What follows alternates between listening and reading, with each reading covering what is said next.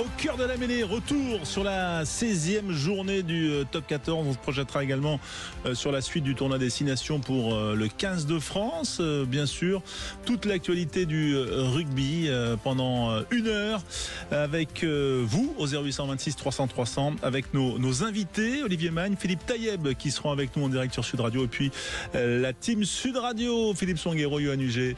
On est parti pour une heure de débat avec vous. Sud Radio, au cœur de la mêlée. Salut Philippe Songuero, bonsoir à tous. Salut François, salut à tous. Philippe, Yohann est en train de s'installer, il était au massage en fait, au dernier moment pour être prêt pour l'échauffement. Il s'occupait de mes côtes. Et bien sûr, il arrive. Chaque fois qu'il arrive dans le studio, il frappe tout le monde. C'est ça. Moi, et puis tu sais, vu que je suis le premier quand t'arrives au niveau de la porte. Sauf François, il frappe jamais François, c'est fou. Mais parce qu'on est en face. Tu vois, il rentre, il me dit bonjour, tu vois, et vu que je le vois pas toujours avant, ça surprend des fois, ça chatouille un peu. Salut monsieur. Bonsoir Yohann. T'es en forme, t'es en grande forme. Quand on parle du loup. Allez, on rappelle Alexandre les résultats de cette 16e journée parce que ça a commencé sur Sud Radio dès le début de d'après-midi. Ouais, effectivement, avec le succès de Bayonne face à l'Union Bordeaux-Bègles 36-32 à Jean Daugé. Le Racing a perdu à domicile face à Vannes 25-30. La victoire du Stade Français face à la section paloise 39-37. Le match nul entre Perpignan et Castres 20 partout. Et puis la victoire bonifiée large, claire et nette de Lyon face à La Rochelle 53-17. Oui, Yohann, Philippe, je vais vous poser la même question. Le résultat que vous voulez faire ressortir, Yohann, sur les 5 qu'on a vus. On va parler plus tard de la victoire de Bayonne face à l'UBB, mais sur le multi notamment. Sur le multi, j'ai envie de dire 2 victoires surprenantes. La première, celle de La Rochelle quand même, de Lyon, 53. Ça fait beaucoup. On se demande s'il n'y a vraiment pas un problème de fond. Et l'exploit de Vannes, bien sûr. La victoire. Non, j'en choisis 2. Excusez-moi. Ouais, non, mais tu peux. Philippe, qu'est-ce que tu retiens des 4 résultats du multi ? Du coup, je vais retenir le match nul de Castres accroché dans un match sérieux à Perpignan. Il est toujours castré un peu. Il a cette âme de castré. Il les retient toujours. Non, mais bon, c'est un résultat important. On voit que cette équipe de Castres, suite au changement dans le staff, elle a retrouvé de la confiance. Avec la déroute rochelaise, elle retrouve les 6 premières places. Et, tu peux pas t'en empêcher. Elle fait un match sérieux à Perpignan. Ouais, effectivement. Déroute. Alexandre, tu retiens quoi, toi, comme résultat sur les 4 ? Du coup, la déroute rochelaise. Non, mais je retiens la victoire de Vannes. Je suis désolé, on mettait Vannes dans le wagon de la Pro D2 il y a un mois et demi, il y a même plus que ça, il y a déjà 2 mois, et je suis désolé, mais Vannes vient de relancer totalement la course pour le maintien. Vannes, avec ce succès au Racing, n'est plus qu'à les 5 points, c'est ça 3 points, à 3 points, à 3 points du Racing. C'est incroyable. Vannes vient de lancer sa saison en top 14 aujourd'hui. Et Vannes reçoit Montpellier et le Racing se déplace la semaine prochaine à La Rochelle. À La Rochelle. Non, mais je vous le dis, Vannes a lancé sa le Racing qui a plus gagné depuis mi-novembre, je crois. Ouais, effectivement. Et on va commencer par le Racing. Tiens, en tout cas, c'était une petite entrée en matière. Philippe, est-ce que tu as vu un effet entre guillemets Colazo sur le Racing malgré la défaite ? Malgré la défaite, je dirais oui, dans le caractère collectif, parce que Vannes a fait un match sérieux, bien sûr, mais cette équipe francilienne, elle a vraiment joué de malchance avec malchance et indiscipline, malheureusement, comme d'habitude depuis le début de la saison, avec ce carton rouge, puis ensuite le carton jaune, double infériorité numérique qui leur coûte cher. Mais il y a surtout 2 faits de jeu qui annulent les essais de Spring, 2 beaux essais qui honnêtement n'ont pas lieu d'être à ce moment-là, parce que le Cameron Rookie sur la première action qui accroche à peine le bras, ça change rien à l'action et à ce que peut faire le défenseur sur cette action sur Spring. Et puis ensuite le déblayage de Diallo, il est sévère, mais le ballon est déjà sorti, ça va au bout avec Spring. Donc il y a 2 essais quand même dans des temps forts du Racing. J'ai trouvé le Racing volontaire quand même, qui s'est pas désuni malgré l'effet de jeu. Donc c'est triste quand même pour cette entrée en matière pour Patrice Colazo, parce que oui, malgré tout, collectivement, j'ai trouvé un Racing, puis avec des leaders de jeu surtout, on l'a dit beaucoup depuis le début de la saison, ce manque d'armes, l'incapacité des leaders à prendre leurs responsabilités. Ça faisait longtemps, je trouve, qu'on n'avait pas vu un Cameron qui à ce niveau-là, un Gibert, un Diallo aussi, Spring un Spring. Voilà, donc malgré tout, il y a quelques motifs de satisfaction malgré cette défaite et surtout cette place au classement qui fait très mal. Ouais, je pose la même question à Yoann Huget. L'effet Colazo a-t-il été perceptible malgré la défaite ? Oui, il est perceptible. J'étais au match, donc j'ai pu le sentir. Il est assez proche des joueurs. Voilà, on sent vraiment une solidarité. Comme on a dit, on a retrouvé des leaders qui étaient en perdition depuis le début de la saison. Maintenant, il avait une double confrontation. C'était le stade plein de Vantais, donc c'était pas évident. J'ai l'impression que j'étais à Vannes et surtout voilà l'indiscipline où je pense qu'il n'avait peut-être pas mesuré, mais ça va de pair généralement. Quand l'équipe va un peu mal, un peu manque de confiance, il va falloir qu'ils trouvent un peu plus de liant dans le jeu, parce que là les joueurs ils voient des trucs mais ils le font pas ensemble. Ils voient des choses, les choses il faut les voir ensemble, il faut les faire ensemble, il faut les provoquer, et voilà, il manque encore ce petit côté collectif et plan de jeu pour gagner ce match, avoir vraiment une ligne de conduite. Parce que là, voilà, c'est des leaders qui essaient de reprendre les choses en main, mais il manquait un petit truc de collectif, j'ai senti. Ouais, d'autant quand même que bon, il y a eu le carton rouge, mais il a été doublé entre guillemets d'un carton jaune qui fait même pas 2 minutes, donc il se tire une balle dans le pied. Hein. C'est clair que ça, voilà, alors qu'il y avait quand même une position favorable, et s'il n'y avait pas eu le carton rouge, je pense que effectivement le Racing pouvait même se libérer, parce qu'on les sentait quand même avec une volonté de jouer qu'on n'avait pas vu quand même depuis un moment. Juste le programme du Racing, déplacement le 22 février à La Rochelle, puis la réception de Pau, le déplacement ensuite le 22 mars à Clermont, et la réception de l'UBB. Alexandre, jouable ou pas pour le Racing ? Ça va être déjà le prochain match est quand même sympa. Déplacement à La Rochelle, voilà, Patrice Colazo est quand même au fondement de l'arrivée de La Rochelle en top 14, donc il y a encore un Colasicum, il y en a 50 maintenant, mais bon, ça va être intéressant. Ouais. Ça va être intéressant. Le Colasicum, c'est surtout crucial. Si les Vantais gagnent, et pour les deux. Hein. C'est crucial pour la suite de la saison pour les Rochelais. Hein. Ouais, pour les Rochelais, pour le Racing Men. Ouais, effectivement. En tout cas, ce petit chassé-croisé entre le Stade Français, Philippe, et le Racing, entre la 12e et la 13e place, voilà, ça va quand même forcément peser, parce que c'est vrai que Alexandre disait un truc qui était vrai tout à l'heure avec les auditeurs. Tu disais que c'est, je l'ai oublié ce que tu disais, mais c'était très sympa. Non, si que ce derby la dernière fois qu'ils étaient dans ces positions-là, eh bien on avait parlé de la fusion. Ah oui. La dernière fois que les deux clubs étaient en bas du classement ensemble, il y avait eu fusion. Donc qu'est-ce qu'ils vont nous pondre là ? Ils vont tous se jouer à la Paris La Défense Arena, c'est ça maintenant ? Je pense pas que ça soit l'esprit, mais en tout cas, Philippe, ça te. À Colombes, pas avant 2027-2028. Ouais, 2026-2027. 2026-2027. L'année prochaine. 2027-2028.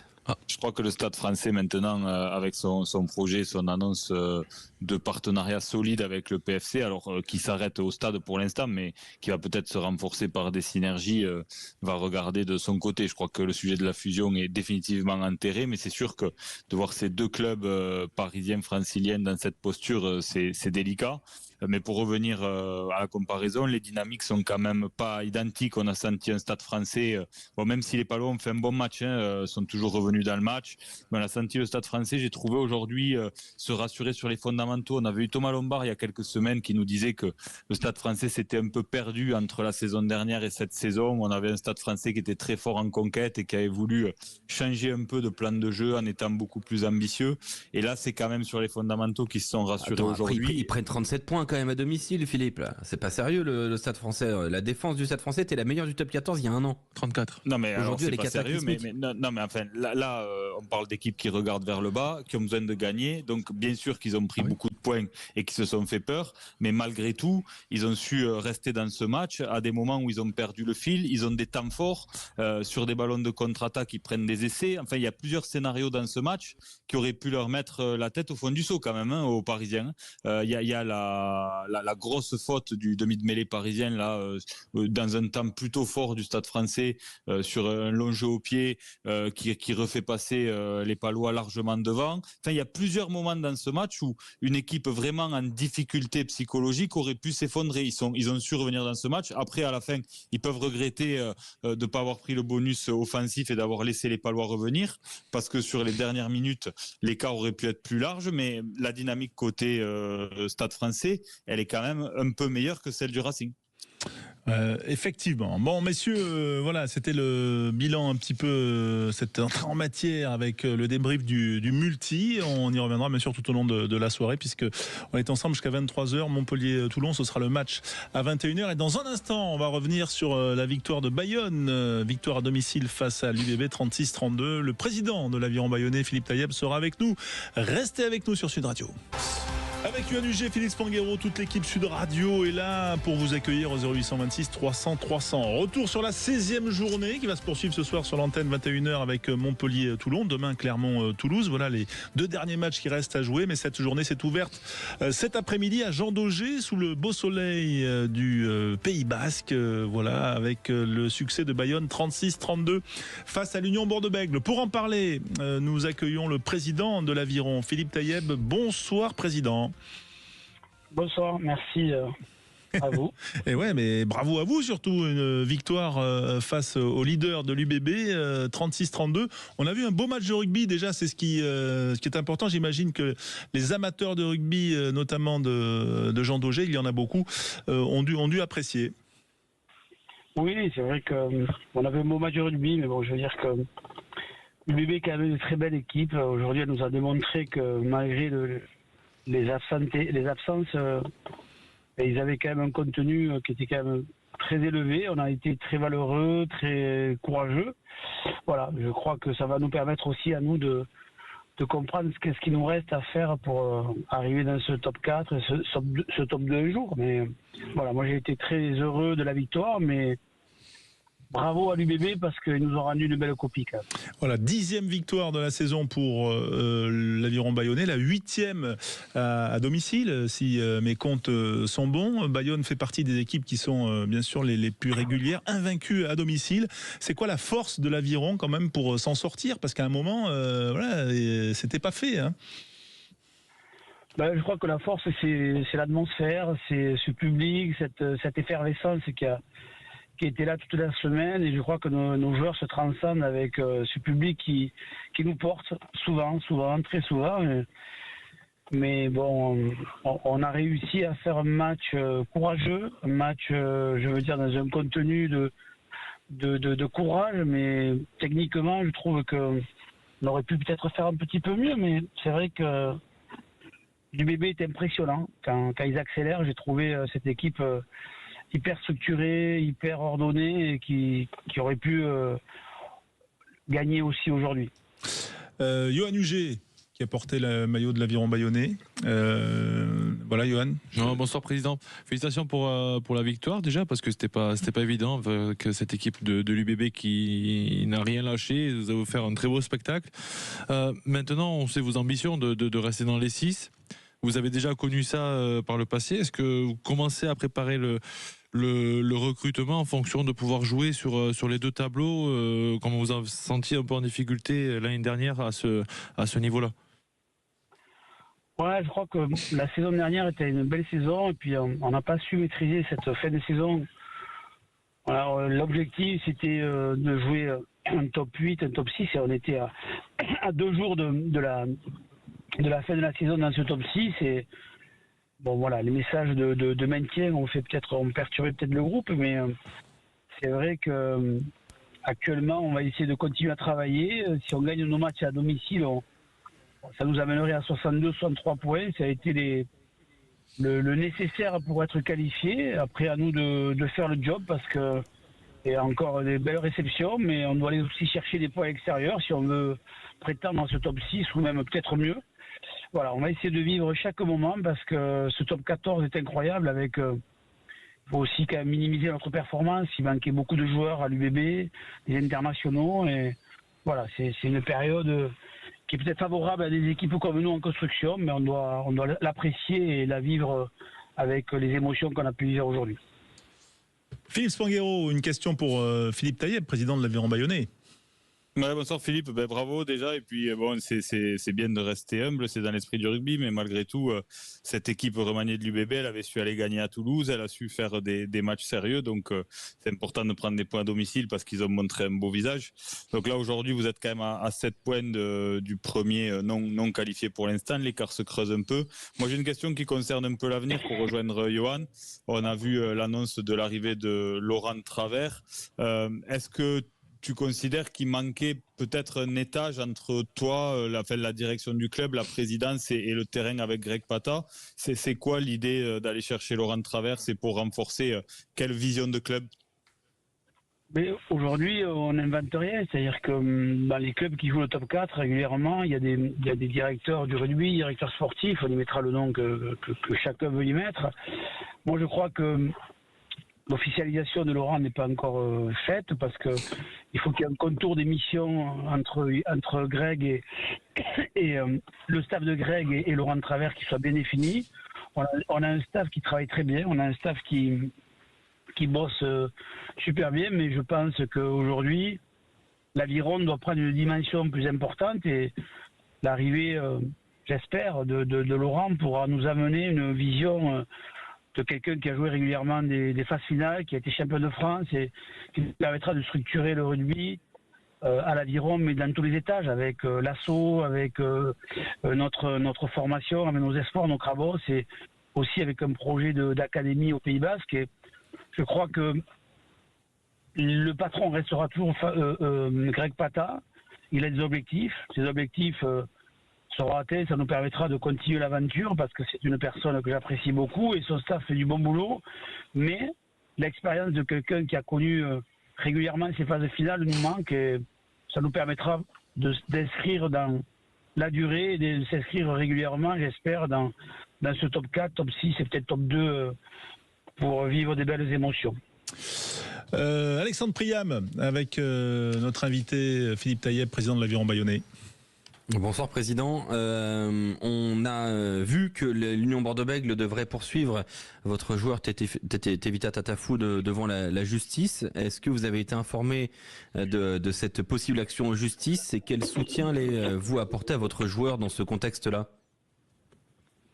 Ça, c'est un soutien total, mais moi je regarde pas trop la presse. Je veux dire, j'ai pas pu encore m'entretenir avec Laurent sur le sujet, mais je crois que c'est un sujet qu'il faut aujourd'hui mettre de côté et penser surtout à l'équilibre et à la bienveillance du gamin de 22 ans, parce que pour moi c'est un gamin.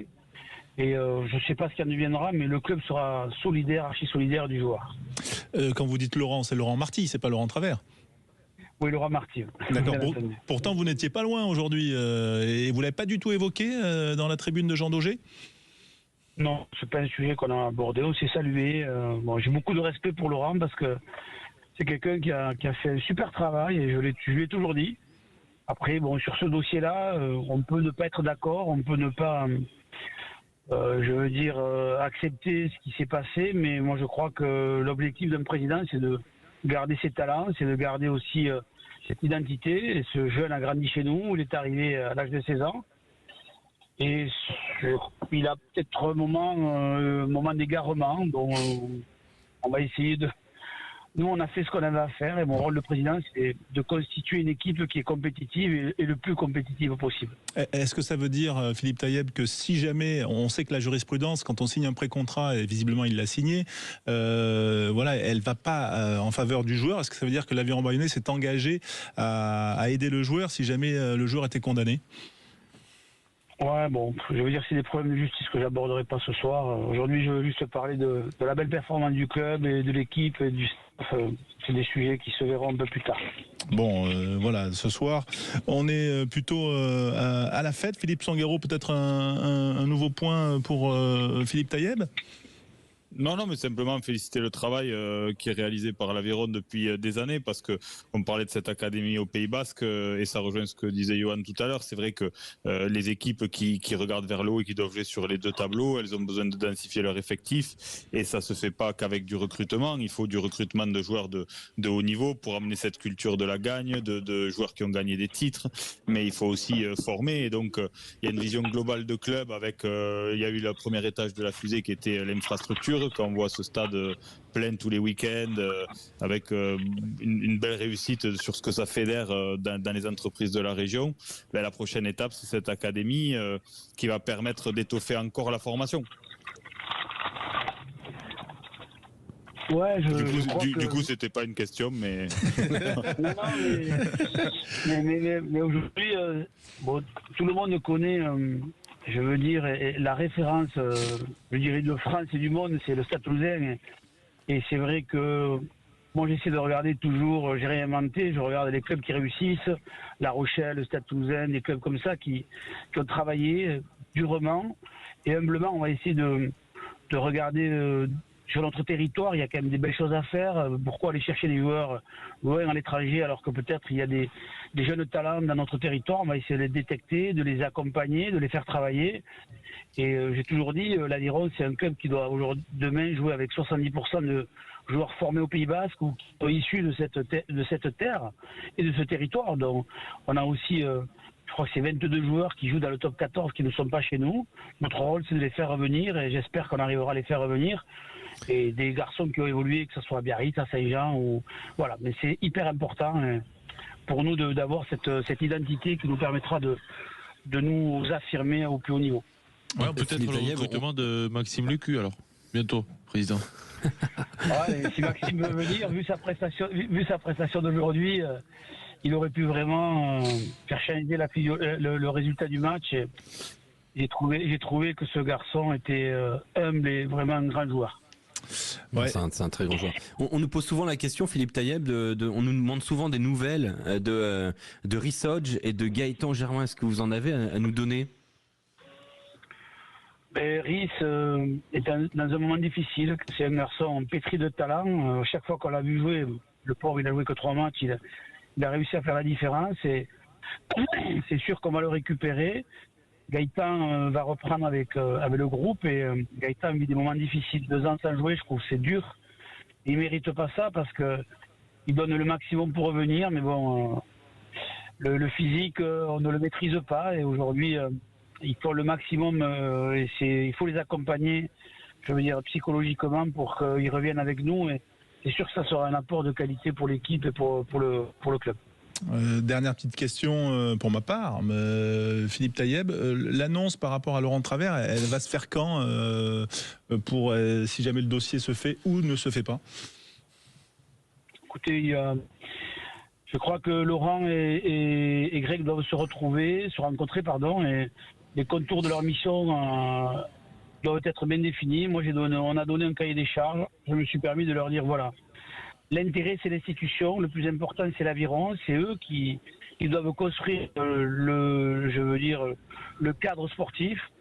Et moi, j'essaierai d'être à mon niveau l'arbitre du bon fonctionnement. Mais je crois que c'est important pour le club demain d'avoir une personne de cette dimension. J'espère qu'on arrivera à finaliser ce dossier. Mais ils ont la responsabilité aussi de l'intérêt de l'institution. Et ça me paraît important et ils sont alignés sur ce sujet. Quentin Cabanis pour Philippe Taïeb. Bonsoir. On a vu il y a un mois à peu près la prolongation de Camille Lopez. On a vu la prolongation de Maxime Machenaud. Donc les cadres, les anciens qui prolongent, qui continuent cette aventure 1 an de plus. Est-ce qu'il y a d'autres prolongations à venir pour l'Aviron bayonnais? Je crois qu'on arrive, je ne sais pas si c'est un signe positif, mais on arrive à stabiliser notre effectif.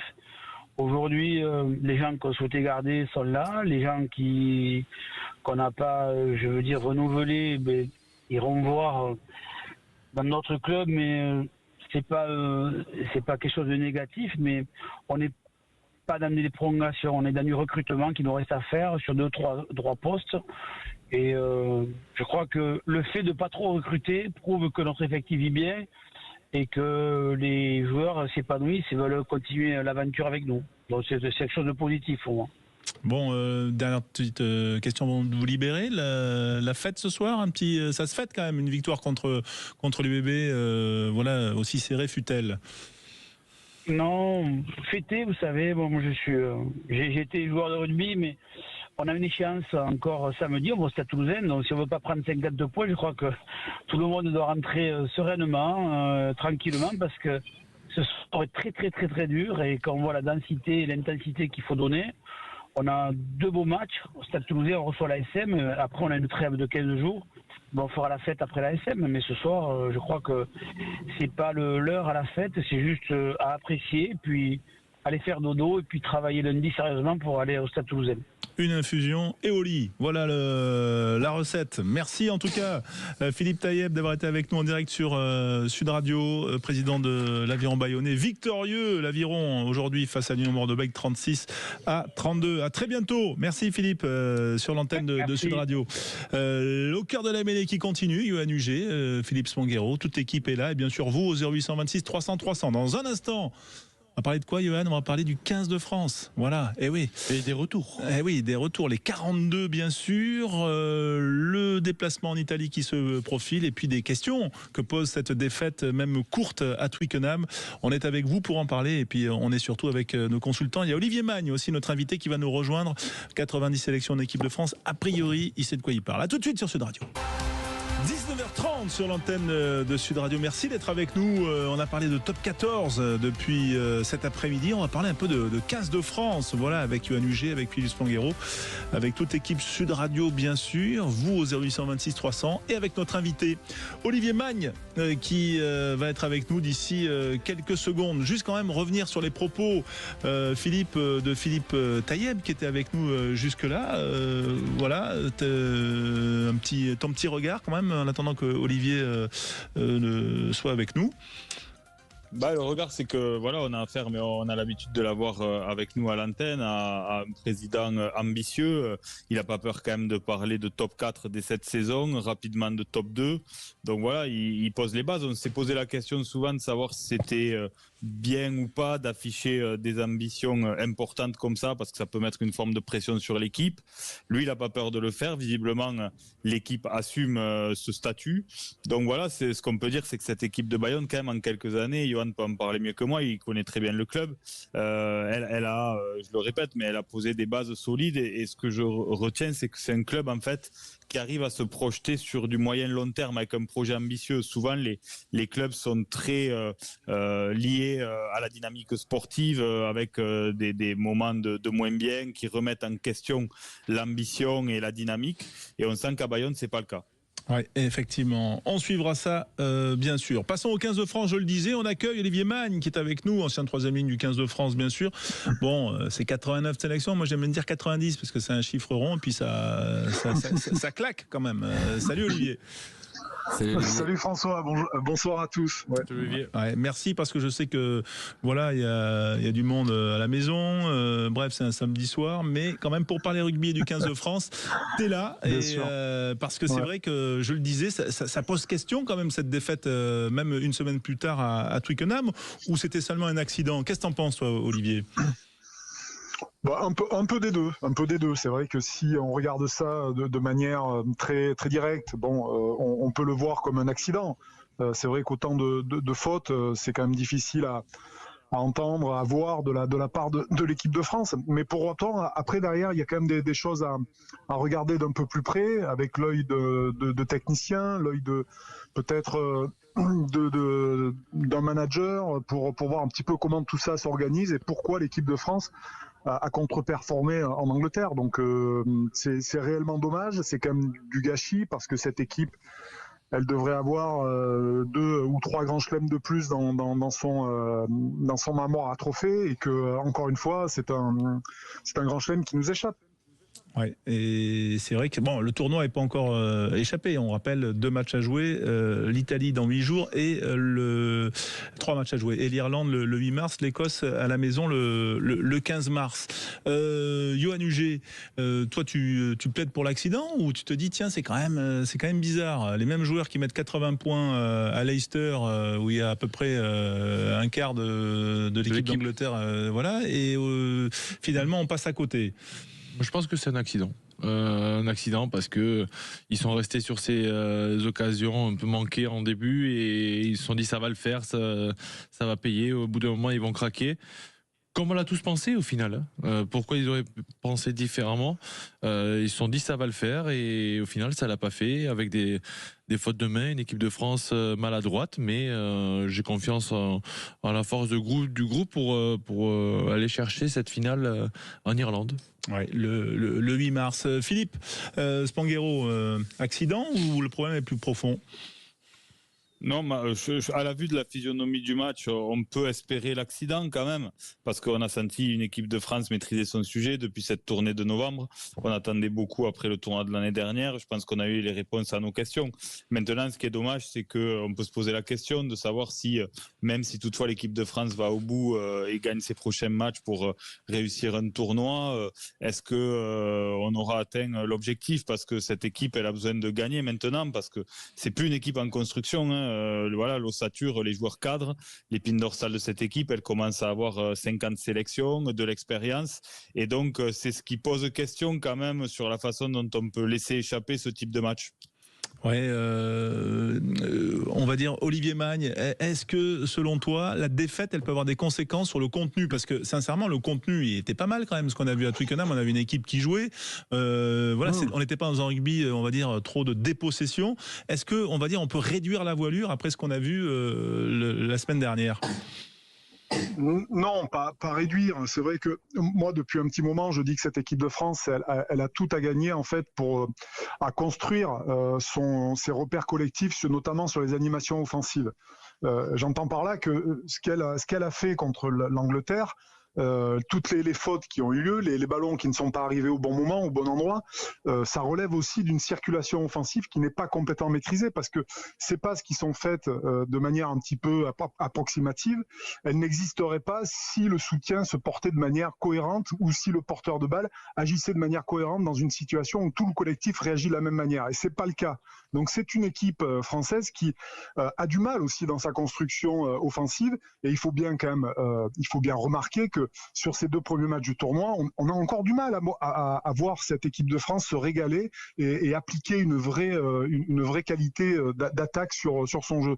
Donc ça me peine un peu, parce que je trouve qu'il y a un énorme potentiel, évidemment, au vu de ce que réalisent les mêmes joueurs dans les clubs comme Bordeaux, comme Toulouse. On voit bien que ça fonctionne. Et quand on arrive dans l'équipe de France, finalement, ça marche plus aussi bien. Donc c'est bien qu'il y a un travail quand même colossal à fournir là-dessus, et j'espère que Fabien Galtier va bien prendre conscience de tout le potentiel offensif que possède cette équipe et s'attacher véritablement à faire un travail de fond là-dessus, parce que il faut l'exploiter et il faut pouvoir gagner des titres avec ce potentiel-là. Après, il y a aussi dans le choix des joueurs, dans le choix des remplaçants, où on peut discuter quand même très largement de ce qu'a proposé Fabien. Moi, je trouve que ça a manqué de cohérence par rapport à une équipe qui affiche quand même les potentialités qu'elle a et la possibilité d'aller chercher un grand chelem sur ce tournoi-là. Et derrière, bon, on se plante un peu. On a bien vu que lorsque les jeunes remplaçants sont rentrés lors du match contre l'Angleterre, ils n'ont pas apporté autant qu'ils auraient dû.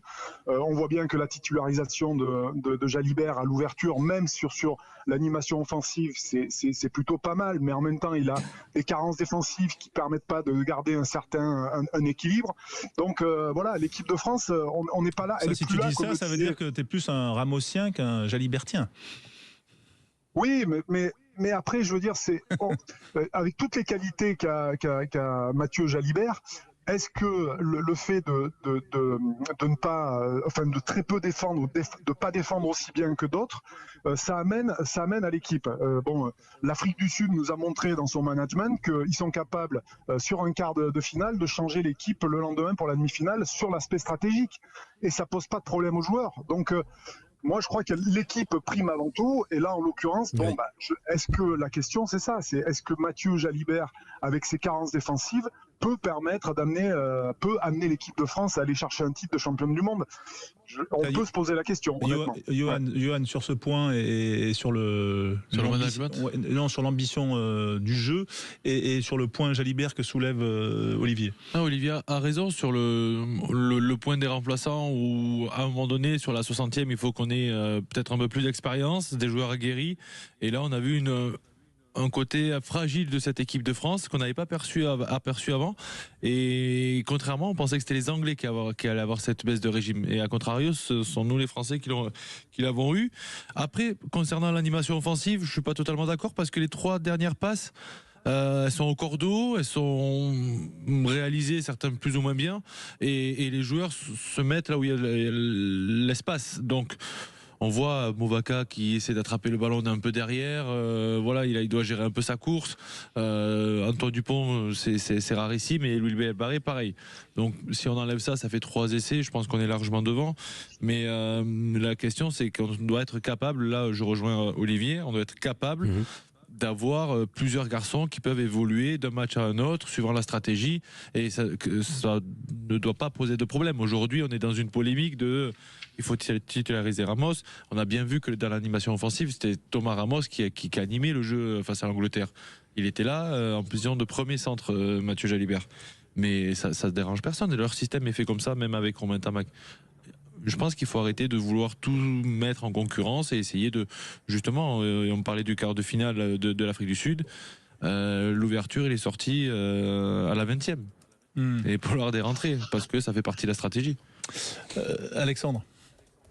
Ouais, je voulais revenir moi sur la liste des 42. Donc on a des joueurs qui quittent cette liste des 42. Gorgui Beria de Perpignan, Georges-Henri Colombe de La Rochelle, Tevisa Tatafou de Bayonne, Mathias Alagahu de Toulon, Emmanuel Meafou de Toulouse, qui a été hospitalisé pour une infection pulmonaire, Thémo Mathieu de Bordeaux, Antoine Frisch de Toulon, Cherty Berguin de Bayonne. Et on vous a posé une question sur le compte Sud Radio Rugby. Qu'est-ce qui vous surprend le plus dans la liste des 42 des Bleus pour préparer l'Italie? 4 propositions, mais si vous en avez d'autres, n'hésitez pas.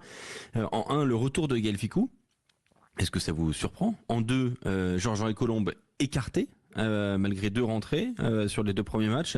Est-ce en 3 que Léo Barré est appelé en qualité de numéro 2 pour le moment sur le poste d'arrière, et en 4, c'était la 4e proposition, Hugo Radou, toujours présent dans cette liste des 42, malgré son entrée très très difficile sur la pelouse de Twickenham. Est-ce que vous avez une de ces solutions qui vous intéresse? Je parle au studio et à toi, Olivier, ou si peut-être que vous avez quelque chose d'autre que vous notez. Olivier, peut-être la question. Ouais, non, mais après sur les 4 joueurs, bon, il y a pas trop de questions. Bon, il y a une confiance qui est accordée à Hugo Radou, et moi je trouve que c'est tant mieux par rapport à évidemment à ce passage difficile qu'il a eu contre l'Angleterre. Maintenant, voilà, on peut se poser la question de savoir si Hugo est actuellement au niveau que réclame, je dirais, un match contre l'Angleterre. Enfin, après, peut-être qu'il le sera dans un avenir proche. Il n'y a pas de problème. Quoi qu'il en soit, sur ce match-là, c'est vrai qu'il a été en difficulté. Donc, c'est un jeune garçon. 2e ligne, c'est en plus un peu difficile. Vous arrivez à 21 ans dans un match hyper important. C'est quand même pas facile à gérer. Donc, ne pas être prêt, c'est pas faire injure dans un contexte récent qui a été très dur. Voilà. Et que de le dire. Donc, moi, je crois qu'il n'est pas encore complètement prêt pour relever des challenges comme celui-là. Il faut aussi lui laisser un peu de temps. Et je trouve que c'était pas un cadeau que lui a fait Fabien Galtier que de le mettre là et de le faire rentrer dans des circonstances aussi délicates, quoi. Donc, bon, voilà. Après, c'est quand même pas des postes évidents, et évidemment que je veux bien croire que Hugo Radou dans l'avenir sera un garçon qui comptera pour l'équipe de France, mais sur ce tournoi-là, c'est quand même difficile. Là, on a le retour de Thibaut, donc normalement il devrait pas être dans le groupe. Il peut être encore sur le banc. Il peut être encore sur le banc puisque Meafou sort de l'équation, c'est-à-dire que peut-être que Guillard va être titulaire, donc ça va libérer un spot sur le banc. Moi je suis quand même un peu embêté par tout. Titulaire, non? Ouais, Flamand bien sûr, 4 et 5 sur le banc. Moi je les remettre sur le banc. Peut-être rebattre sur le banc, mais moi je suis quand même surpris de toute cette peut-être un 5-3 enfin effectivement, mais moi je suis surpris de toute cette accélération là. On est dans l'urgence autour d'Hugo Radou constamment, déjà de pouvoir le sélectionner, alors que en termes de justice, c'est pas idiot, il y a pas de souci avec ça, mais l'affaire n'est pas encore totalement terminée. En termes de communication en tout cas, c'est pas forcément ce qu'il y a de plus judicieux. L'explication ensuite en conférence de presse ne l'était pas plus. Et l'explication sportive n'est pas criante et évidente aux yeux des spectateurs, des supporters. J'essaie de me mettre à la place des supporters qui se posent toutes ces questions-là. Ouais, et juste, je voulais quand même sur tous ces points que Philippe intervienne quand même, parce que ton avis est précieux. Et voilà, tiens, par rapport notamment à l'animation offensive et au choix qui se profile pour l'Italie. Sur l'animation offensive, c'est vrai que je vous ai laissé en parler. Je me posais la question, on s'est beaucoup posé la question. Alors, on a eu une première partie de l'ère Galtier avec ce jeu de dépossession. On a fait marche arrière. On a retrouvé un peu d'ambition dans le jeu, mais c'est surtout, on a surtout été extrêmement efficace sur les ballons de récupération. C'est vrai que dans la construction offensive, on est toujours un peu resté sur notre fin et on n'a pas réglé complètement ce problème-là. Ensuite, pour la question d'Alex sur les 4 choix, pas grand chose qui me choque. Le retour de Ficou est logique, même si il va manquer un peu de rythme parce qu'il a même pas joué aujourd'hui.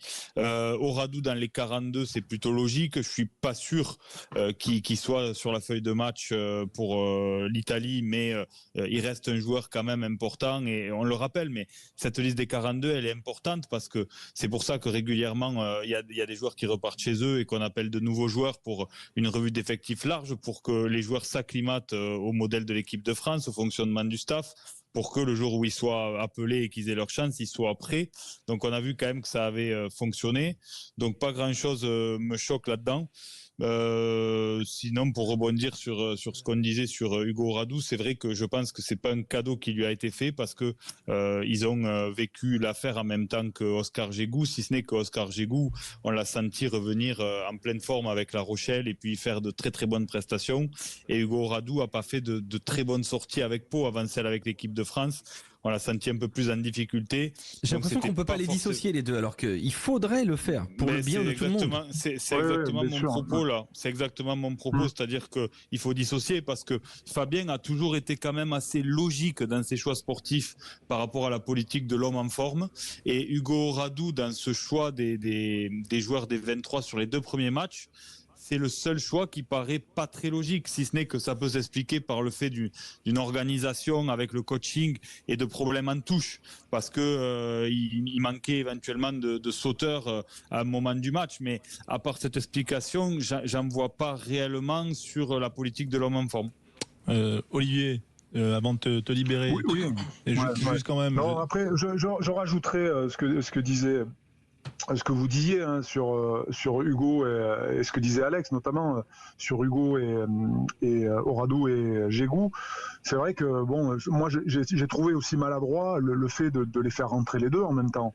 Enfin, je veux dire, c'est pas leur faire un cadeau quand même, parce que c'est encore parce que leur rappeler voilà ce qui s'est passé sans cesse, les associer en permanence, c'est quand même pas très judicieux, moi je trouve, de la part du staff d'agir de cette manière. Donc bon, voilà, maintenant, il faut passer à autre chose, mais je trouve que il y a quand même des choses qui sont pas très bien faites et pas très judicieuses de la part du staff sur cette partie-là, en tout cas. Olivier, l'absence de Meafou, quand même, elle change des choses parce que c'est quand même, on va dire, une pièce centrale dans le jeu. Ça veut dire que c'est Guillard automatiquement qui va le remplacer, selon toi ? Oui, pour moi, oui, Guillard qui montre quand même depuis maintenant la saison dernière et depuis quelques matchs des capacités voilà, qui lui permettent de se positionner en tant que titulaire. Après, derrière, j'aime bien ces deuxièmes lignes-là, comme Flamand, comme Guillard, qui sont aussi des créateurs. C'est pas des joueurs qui jouent uniquement devant la défense, mais qui sont capables de jouer dans la défense et de faire jouer les autres. Et ça, c'est particulièrement intéressant parce que sur Meafou le fait quelquefois, mais après derrière, vous n'avez pas trop de joueurs qui sont capables de le mettre en place. Et donc, ça peut être gênant pour la productivité, je dirais, offensive du jeu de l'équipe de France. Donc, d'avoir un garçon comme Guillard qui a énormément de qualité, et j'espère qu'il va le montrer sur les prochains matchs, et en étant titulaire, avec un Flamand, ça pourrait faire quand même des étincelles parce que c'est aussi des joueurs de devoir, de combat, et ils sont capables de faire évidemment beaucoup de choses sur des registres complètement différents. Bon, merci Olivier Magne d'avoir été avec nous. Allez, bon apéro, parce que c'était ça le truc. Ouais, allez, merci. À bientôt. François. Salut, on se retrouve sur RTL pour la suite du tournoi, évidemment. Ouais, bien sûr. Allez, à très bientôt Olivier. Merci d'avoir été avec nous sur Sud Radio. Allez, dans un instant, Ils vont se retrouver. Voilà, c'était le duel. Ils vont se retrouver. C'est bien sûr Philippe Spanghero et Yoann Huget et les auditeurs. Et les auditeurs qui vont qui vont venir épauler nos deux consultants. Bien sûr, on ira faire également un petit tour du côté de Béziers. Oui, pourquoi ? Parce que Montpellier reçoit Toulon à Béziers ce soir. Restez avec nous sur Sud Radio.